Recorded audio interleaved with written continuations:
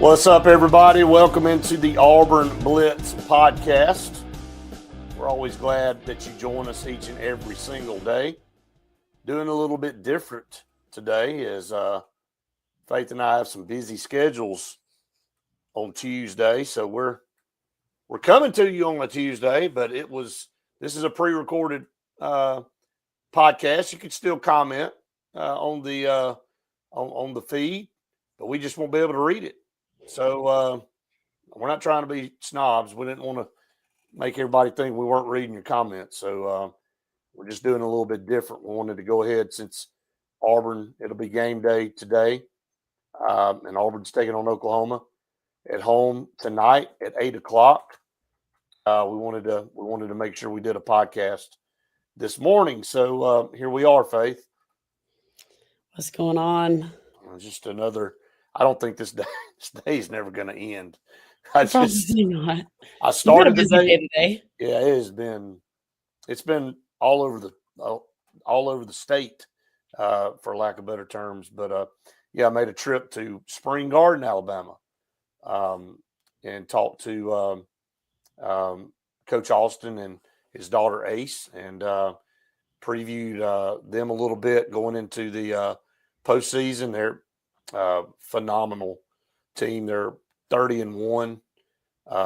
Ace has broken every record in the state. She scored over 3,000 points in her career here in the state, and she's just a great person. And she's going to the wrong side of the state to play college basketball. I did tell her that, but we laughed about it.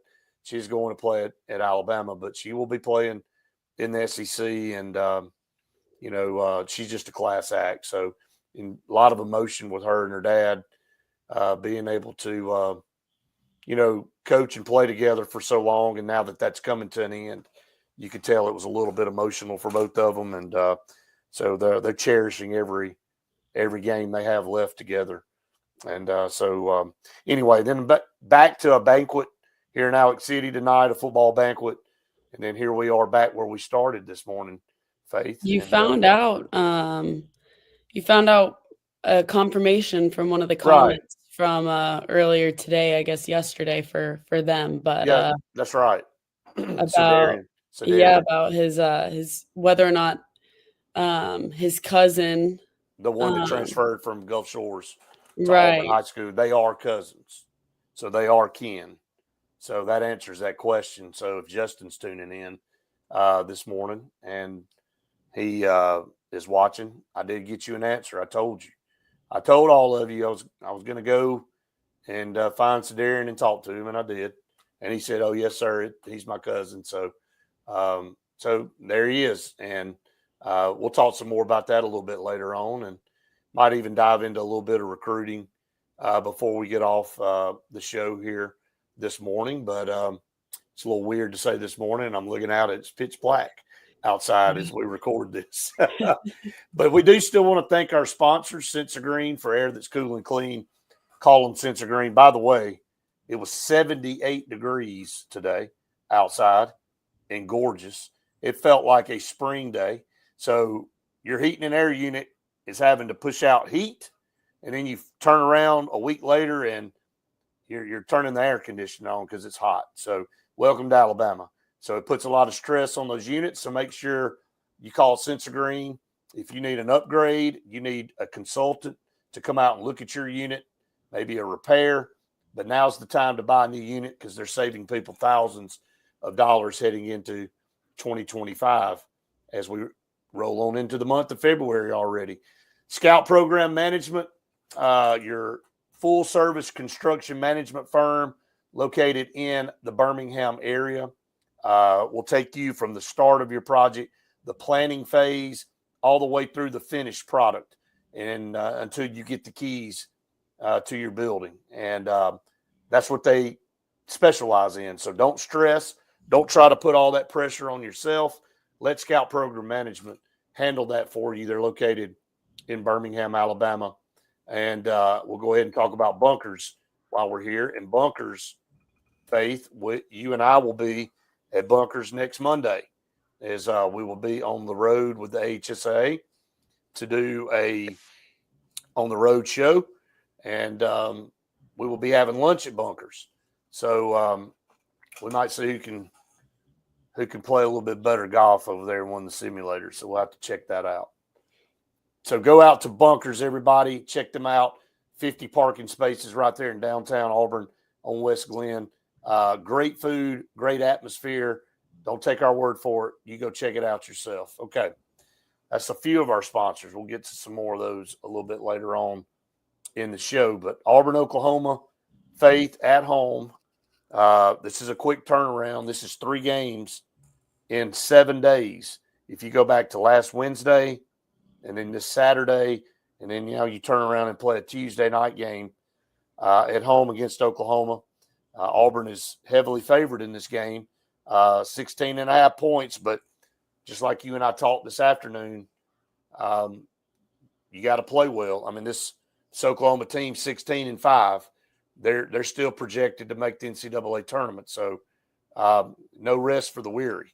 You got to come out and play good basketball. Yeah, I mean, they're not a bad team at all.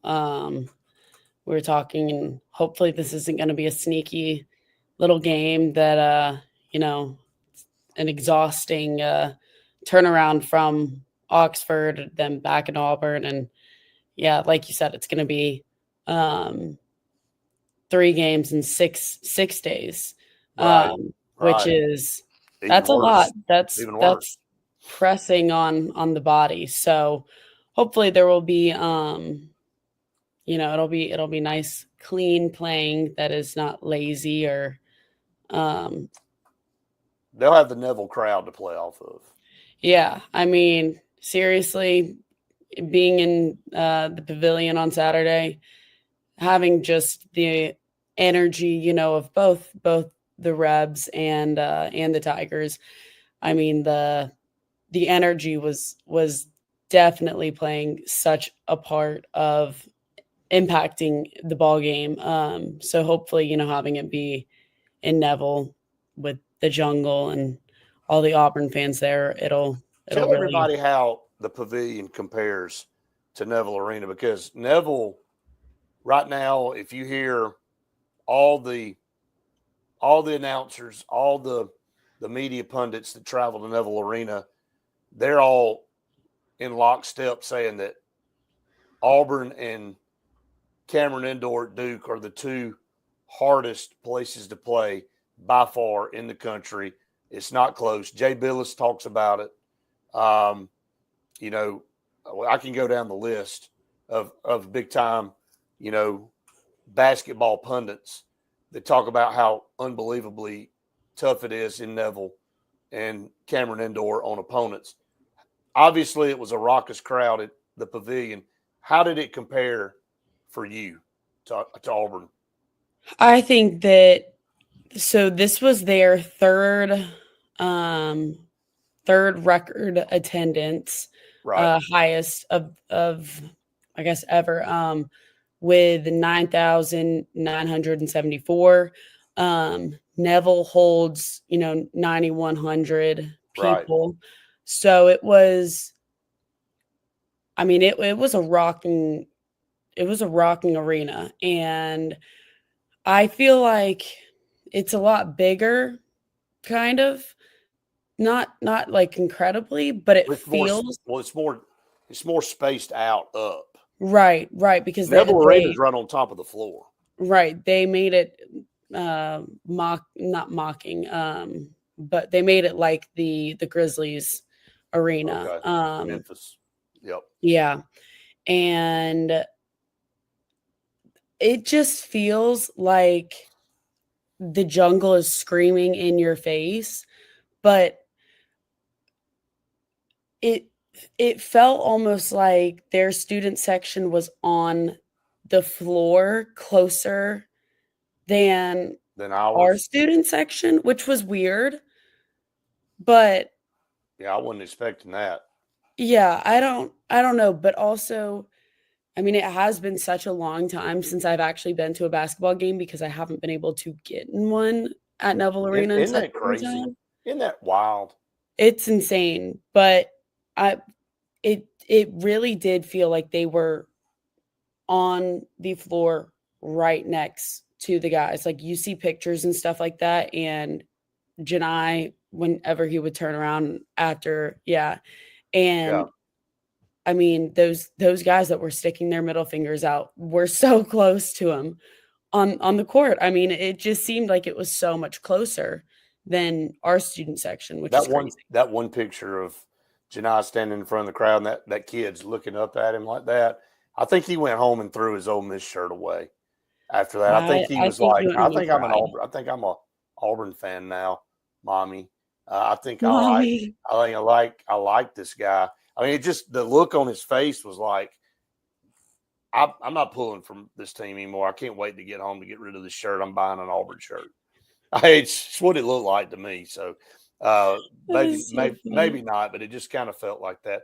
But speaking of that, I just wanted to kind of get your thoughts on that because I've never been to the pavilion, so I can't make an analysis. But you were there. I wanted to kind of see in comparison to Neville Arena Which what it would also, be like. you could hear it bouncing off the walls Oh because yeah, we were all up at the top, all the Auburn people, and so when the chants of "It's great to be an Auburn Tiger" at the end and everything, the walls, I mean, it was just so loud. It was awesome.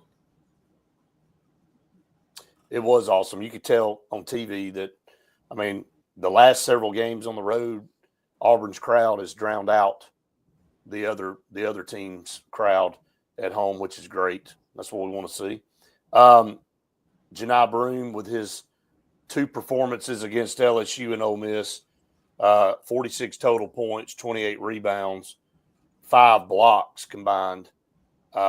He's not 100%, but he's been back-to-back SEC Player of the Week. He also earned the Naismith Player of the Week, the National Naismith Player of the Week honor, of course. And, it's really a two-man race for National Player of the Year between him and Cooper Flagg. And, both are very important to their teams, as we talked about yesterday with Jason. You take Cooper Flagg off of Duke's team, and they may have 5 losses. We've played a couple of weeks without Janai Broome, and I'm not saying that, again, we were able to maintain and not lose, but they would definitely hurt both teams losing either one of those players. But I think Auburn's built more to withstand a loss of a key player than Duke is. So I don't know what that means in the voting. It's not MVP, it's the best player in the country. And so I think maybe from a value standpoint, which is crazy to say that Cooper Flagg carries more value for Duke. And I just think Janai Broome's the best overall basketball player, top to bottom. I think Cooper Flagg, obviously being a freshman, is going to run away with Freshman of the Year. But I think from a longevity standpoint, a development standpoint, the numbers he puts up on a consistent basis that Janai Broome, and again, everybody may say, well, of course you're going to say that. It's an Auburn podcast. I just truly feel he's the best. Yeah, I agree. I mean, it is so impressive that Cooper Flagg is putting up the numbers he is at such a young age, being a freshman and all. But I agree with you. Janai has, even with his injury and being able to, come back. I still don't think he's fully 100% back. We've talked about that a little bit. Right. But I mean, he's just proven to be such a big asset to our team, and just show his level of playing in this, not only this conference but this league too. Also Janai Broome's on pace to be the first SEC player to average 15 points a game. He's averaging 18.3 right now. 10 boards. He's averaging a little over 11. And then 2 blocks, which 2.7 is where he's at right now in a season since Shaquille O'Neal at LSU. So that's pretty high esteem to be in the same talk with a player like Shaquille O'Neal. So if he stays on track, and I don't see why he wouldn't, he'll top the season that Shaquille O'Neal had. So we'll see. Which that's crazy. I mean, Shaq was a force to be He's reckoned with. just a big old man, and I'm gonna tell you, I'm not comparing them to each other. We're comparing numbers. Right. Now Shaq was way more of a dominating presence. I mean, now he got bigger in the NBA, and when I mean bigger, wider. He was a tall, skinny guy. Now he was a big guy at LSU. He's also 7'1". Janai Broom's not quite 7 foot. I think Janai Broom's 6'10"ish.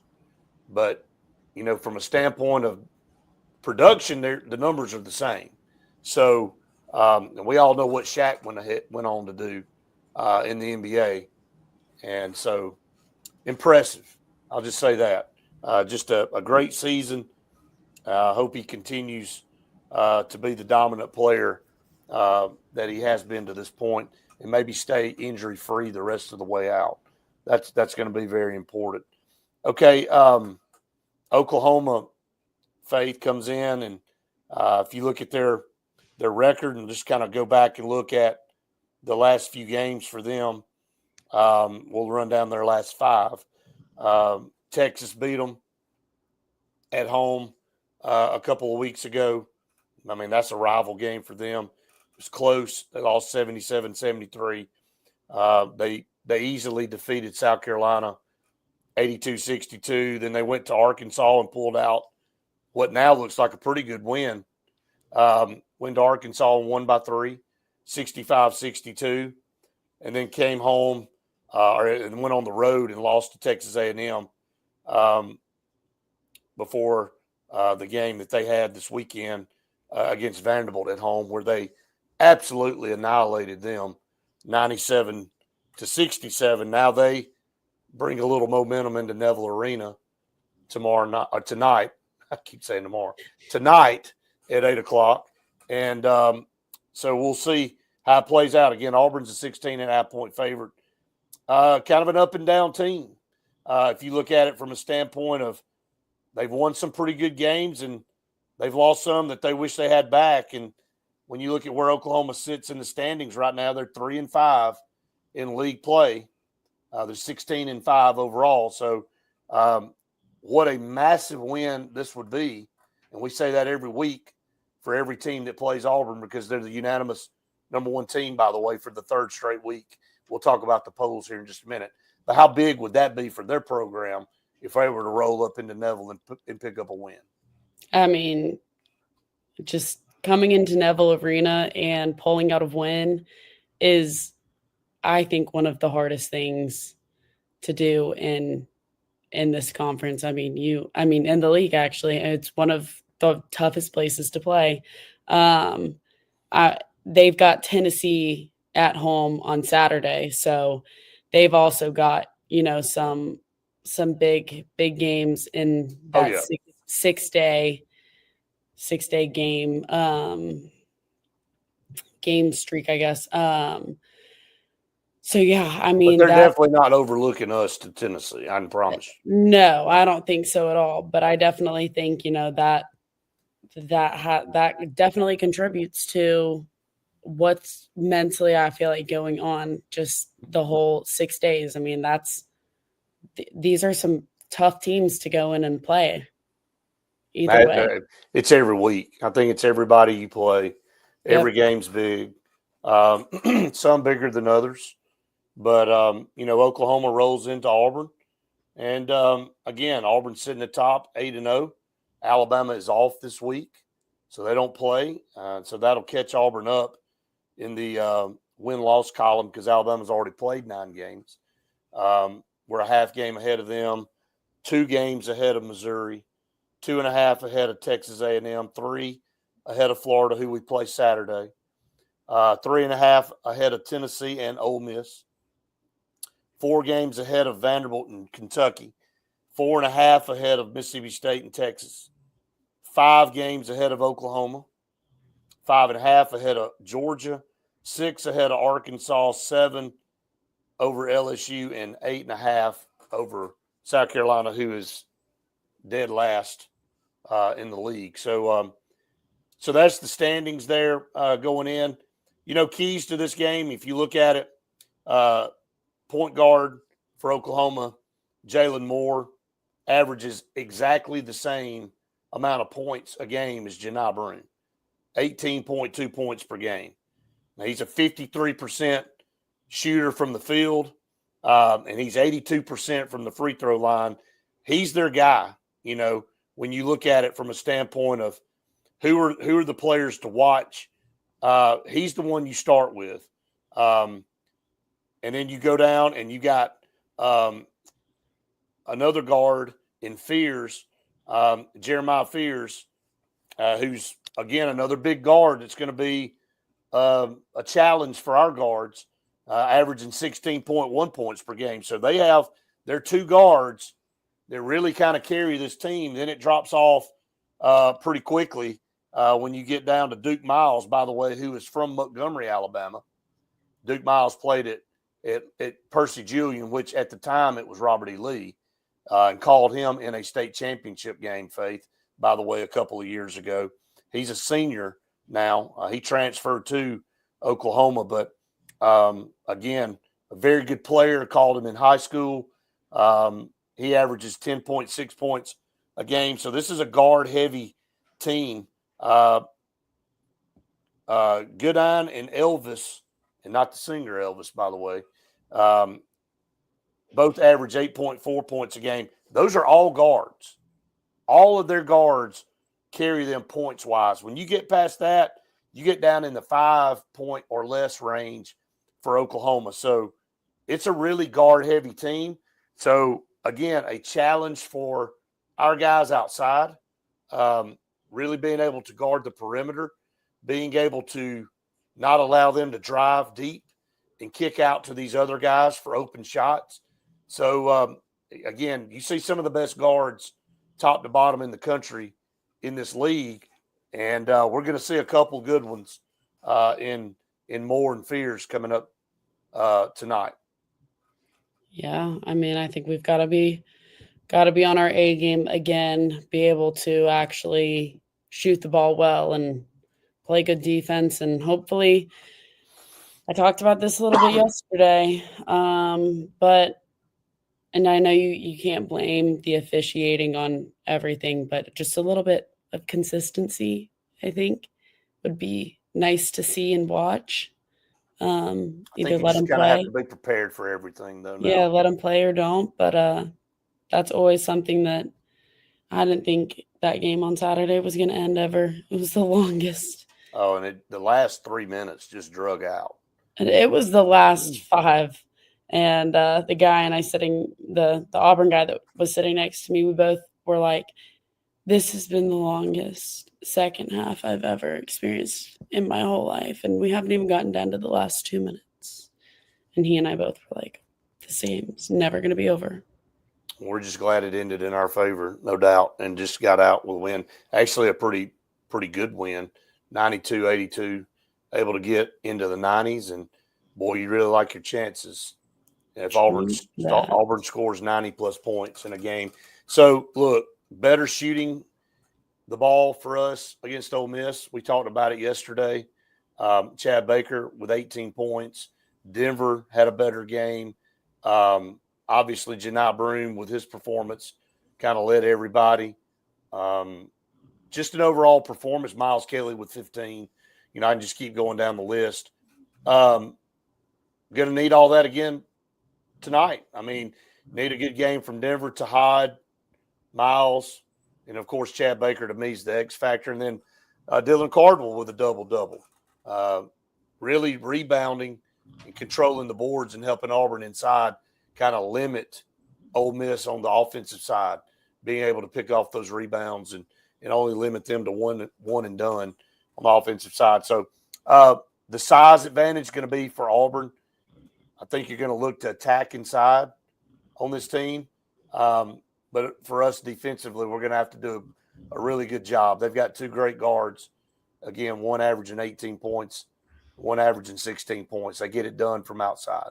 So we've got to do a better job on the perimeter. I thought we did a pretty good job against Ole Miss. Ole Miss struggled from behind the arc, and they really made their hay at the free throw line. So maybe just not as many fouls. Try not to get in foul trouble. And let's see if Chaney Johnson can find his way back. Only 2 points Saturday. I think he's an integral part of this team. And, will we see Ja'Kai Howard Saturday, tonight? Will we see him play? Is the big question mark. I think we got to have him too. I'd like to see him. Well, maybe tonight's the time. He sat out the last couple of games, and at some point in time, the experiment's got to be over. Yeah. You got to either be bought in or not. So I agree. This is the third time this year, that Bruce has had to do this. So we'll see. I hope third time's the charm, and this time when he's called on, he's bought in and he's ready to go on that. Yeah. So, all right, some more of our great partners here on the program. Want to welcome in Sure Shot here in Alexander City.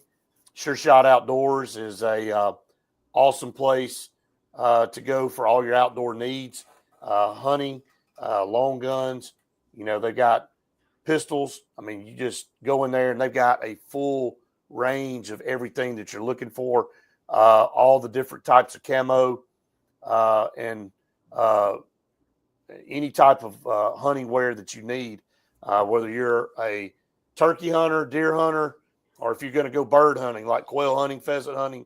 They got all that different stuff for you. They got all the ammo that you need for all the different types of guns. So just check out Sure Shot. We're quickly approaching turkey season, which starts next month. And so it's never too early to start trying to get revved up for that. So we'll be talking more about Sure Shot, but we're glad to have them on board with us for sure now as another partner of ours, Faith. And everybody check out Sure Shot in Alexander City. I know they'd love to come and love to see you, and tell them the Auburn Blitz sent you, and they may hook you up with some stuff. How about that? That would be even better. All right, the polls, Faith. Let's look at it. They came out yesterday, and Auburn for the third consecutive week is the unanimous number one team in the country. So for 3 weeks in a row now, Auburn sits at the top unanimously with all 62 first-place votes. Duke comes in at number 2, Alabama number 3, and oddly, Tennessee jumps 4 spots to number 4, and Houston lost on Saturday to Texas Tech, and they jump up a spot. Am I missing something? That was in overtime, but it was at Houston. Yeah. That's odd. I mean, do you think for a second, if Auburn lost a game, we would move up a spot? Take us out of number 1. If we were at number 5, do you think we would move up to 4 after a loss? I can tell you the answer. It's a big old no. Absolutely not. And if we lost at home, we wouldn't stay number 1 either. So, again, I know that sounds like poor, pitiful Auburn fans complaining. I don't understand why. We just know exactly what would happen there. But Florida is 6. Yeah. But what were you going to say? Oh, I was just going to say Houston's 33 home game win streak got snapped. Yeah, it ended. And but let's move up a spot. Right. Yeah. Okay. Makes sense? Okay. Yeah. Iowa State, by the way, man, they have fallen on hard times. They've dropped all the way down to 8. And they got destroyed last night, 69-52 to Kansas. Now, it was at Kansas. So Iowa State now, who I thought coming out of the Maui Invitational would probably be one of the better wins that we had all year. And it's still a great win. But when you look at it, now Iowa State has lost to Kansas State, Kansas, and Arizona. They've lost 3 in a row. And I don't know who they've got coming up. Who they have coming up? TCU. They should win that game. Central Florida should win. Cincinnati, they should win. Colorado, they definitely should win. Then they turn around and play Houston again on February the 22nd. But, man, they have had a rough 3-game stretch here that's probably going to see them fall completely out of the top 10 now. I mean, yeah, I was thinking it was going to be a sneaky game for Kansas. But I definitely, I'm with you.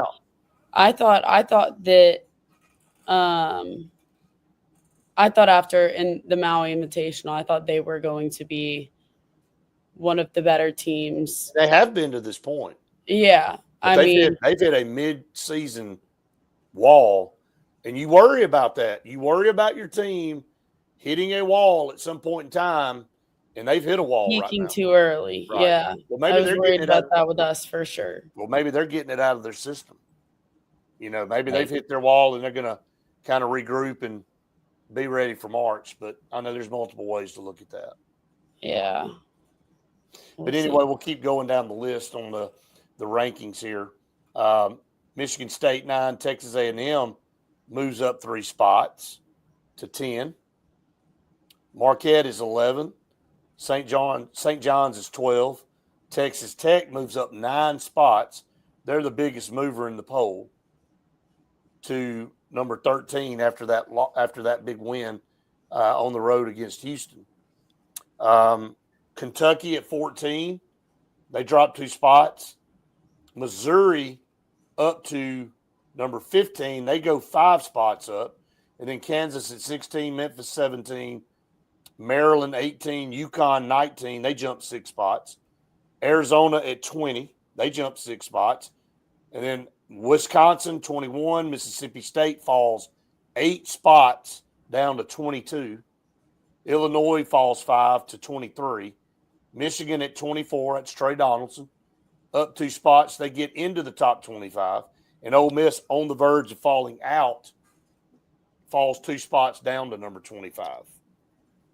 So that's the top 25. You kind of get a little slagger in there as we read the end of that poll. So anyway, that's the top 25. Auburn unanimously number 1, sitting there with all 62 first-place votes. Let's look at the schedule coming up tonight and tomorrow here in the conference.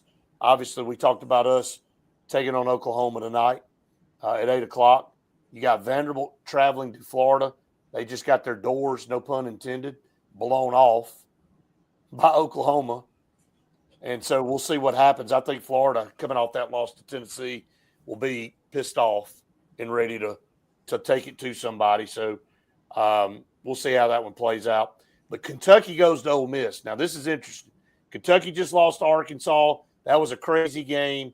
John Calipari returns to Rupp and pretty much rams it down their throat. Kentucky's got to go on the road now to Ole Miss. Ole Miss is on the verge of falling out of the top 25. They're favored by 4.5. This is a very interesting game to watch. This game tips off at 6 o'clock tonight. Then we have our game at 8. That's going to be fun. Yeah, let me just preface the fact that tickets for this game against Kentucky are $15. You got to be kidding. $15. We paid $88 for one ticket. In the nosebleed. The Auburn Ole Miss game. In the nosebleed. Yeah.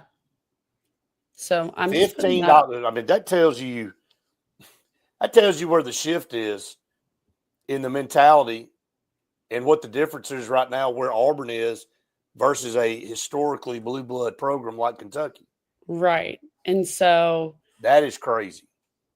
I mean, again, that just goes to show that a lot of people are only able to make it to road games for Auburn because $88 for one ticket isn't horrible, but also no, it's not. It's way cheaper than what you get at Neville. Right. And it's I mean, you're able to go Watch Kentucky. Yeah. That's crazy for $15. Yep. All right, tomorrow, what a great game this one's going to be, because to me, this is one of the hottest teams in the league. Missouri just went to Mississippi State and embarrassed them at the hump. I'm glad we played Missouri early. This is like Bruce Pearl said after that game. He said, this team is going to beat the crap out of a lot of people. He said, they beat you up physically. They're a tough team to defend. They are a mismatch with their height inside for a lot of teams. And they're 17-4. And kudos to them, because they didn't win a game last year in conference. They were the South Carolina last year. So they're carrying their streak on the road to Tennessee. Tennessee did rebound, played well without Zakai Ziegler and the other kid, and beat Florida pretty good.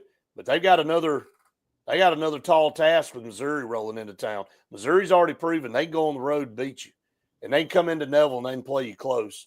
So they're not going to be timid going into Knoxville. This one will be one to watch. We'll see how this one plays out. Yeah, definitely one to pay close attention to for sure. Let's see what ESPN has. Tennessee with an 83% chance to win it, but I'd kind of watch this one a little bit. Missouri's played outstanding. Knocked off Mississippi State 88-61.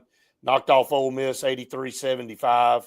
Fell to that Texas team 61-53. Blew out Arkansas 83-65 and beat Florida 83-82. They've only lost one out of their last five. If you want to go back further, they beat Vanderbilt 75-66, and they beat LSU 83-67. The only other game they've lost in conference is us, 84-68. And if you'll remember, that game was pretty close with less than 10 minutes to go in the second half.